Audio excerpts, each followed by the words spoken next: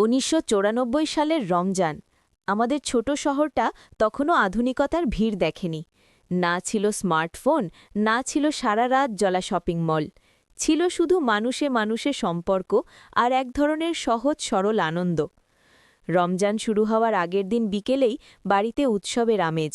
মা নতুন করে চাল, ডাল, ছোলা, খেজুর কিনে আনতেন। বাবা বাজার থেকে বড় একটা তরমুজ আর রু আফজা নিয়ে ফিরতেন।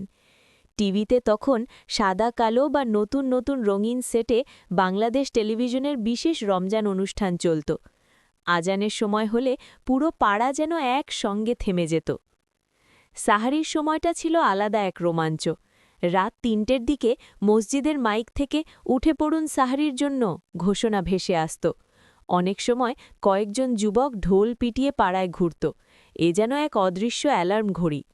আধো ঘুম চোখে দেখি মা গরম ভাত, ডাল, ডিম ভাজি আর আলু ভর্তা সাজিয়ে রেখেছেন।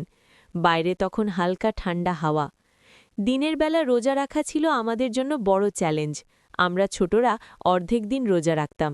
দুপুরে বন্ধুরা একসঙ্গে খেলতে বেরোতাম। গোল্লাছুট, দাঁড়িয়া বাঁধা, ক্রিকেট।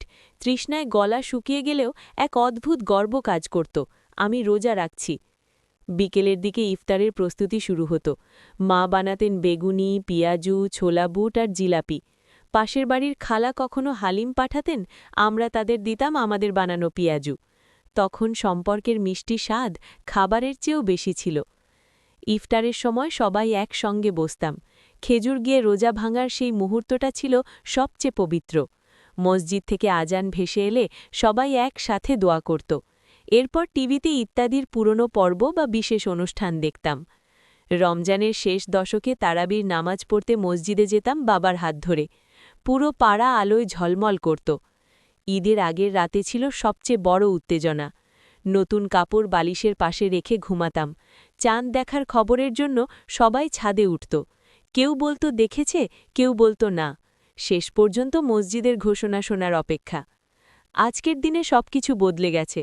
প্রযুক্তি এসেছে, জীবন দ্রুত হয়েছে, কিন্তু ৯০-এর দশকের সেই রমজান ছিল এক অন্যরকম শান্তি আর আনন্দে ভরা।